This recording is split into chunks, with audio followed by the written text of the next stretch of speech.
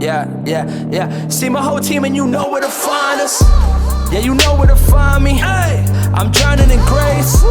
When I look at my past, somehow we don't match on my...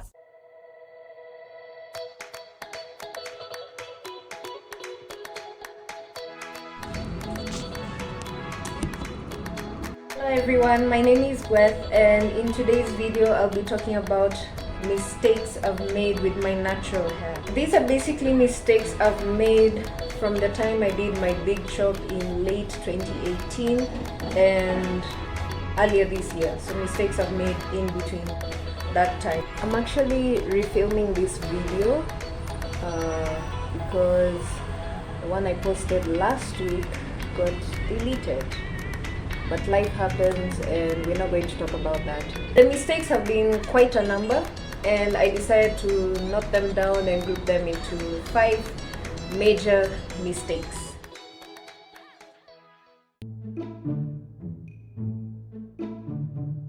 Trimming my hair too much.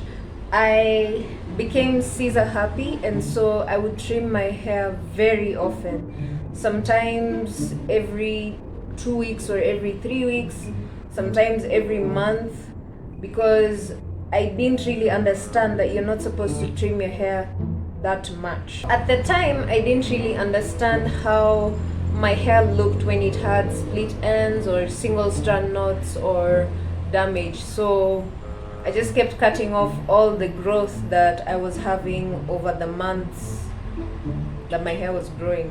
You should only cut your hair that often if you're having extreme heat damage or chemical damage, or if you're transitioning from relaxed hair to natural hair. Mistake that I made for quite a long time. I would literally style my hair today, like plait twist, then I take them out tomorrow morning, do a style for the day. In the evening, I'm replating my hair in twists.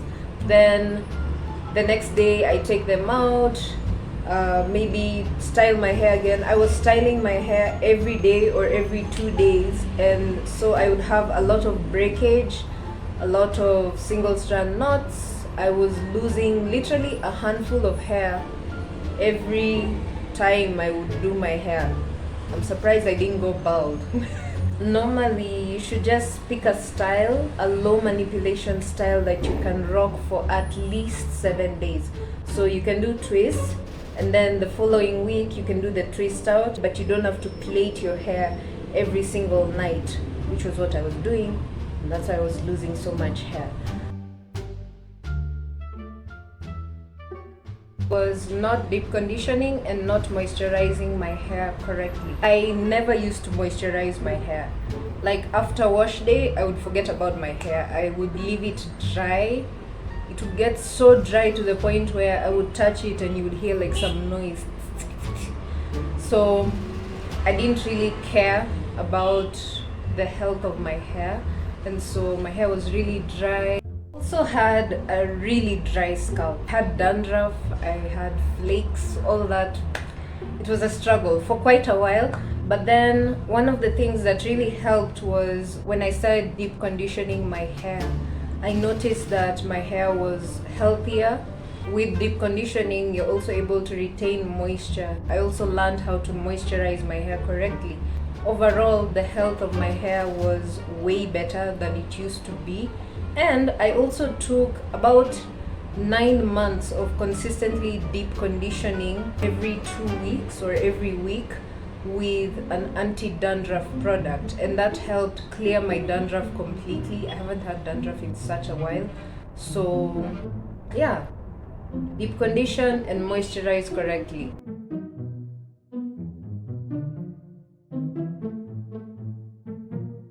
Fourth mistake is something that not all of you will agree with, and that's fine, but I was letting others do my hair like all the time.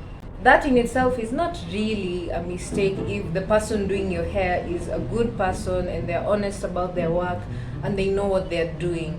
For example, I know I can let my sister do my hair, I can let my mother do my hair, but that's it. That's it. I don't trust people anymore with my hair. No. It was a mistake because at the time I didn't really know my hair that well. I didn't understand my hair so well.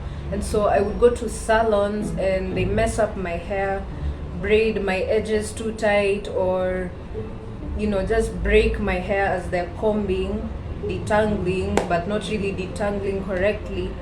And I wouldn't even say much because I didn't really care about my hair and I didn't really know much about natural hair. If you found a hairstylist that knows what they're doing and they don't braid roughly and they also listen to you when you're telling them, hey, I don't want this, I prefer this, please be gentle, da da da. If they listen to you, then that's a good hairstylist and you can keep going there. But what I'd like to insist on is that learn your hair so that if anything is done by another stylist and it's done the wrong way, you'll definitely know and you can point it out confidently. And if they don't listen, like, you can just walk away. It's really not that deep. Stylists can find other customers, but the point is, if you want your hair to be healthy, don't keep going to someone who does your hair the wrong way. The final mistake I'll talk about today is impatience when detangling my hair. Aside from being impatient, I was using very cheap products or no product to detangle my hair. I would get like a very cheap conditioner and then I'm there trying to detangle. And cheap products, okay, 90% of the time cheap products have very harsh chemicals that can over time make your hair very dry and weak, because instead of giving your hair moisture, they're pulling the moisture from your hair. Experience taught me that. Sometimes I would try using a comb, and I know how people use combs, but I haven't practiced or figured that out for myself with my hair, so I don't really know how to detangle hair properly and carefully using a wide tooth comb. I would comb my hair very roughly, like and I would literally get a bunch of hair, like a handful of hair from combing my hair. Times that, like, instead of carefully separating the knots that form in the hair, I would just like yank out those knots. I would grab them and pull on them. So I would end up losing so much hair because I wasn't detangling my hair correctly. All these mistakes affected my natural hair journey in the sense that I was not retaining length and my hair wasn't healthy, it wasn't properly moisturized. I was having so much dandruff and dryness, itchiness. I really hope that today you learned from the information that I've shared concerning all the mistakes I made during my natural hair journey. And if you're making these same mistakes, just stop and be better, do better, be different. In a lot of my previous videos, I've given healthy hair tips and advice in detail, like explained in detail. So you can go watch those videos with relevance to products or styling or taking down protective styles. Thank you so much for watching this video, and please subscribe if you haven't already, and like the video, share it with your friends, and until next time.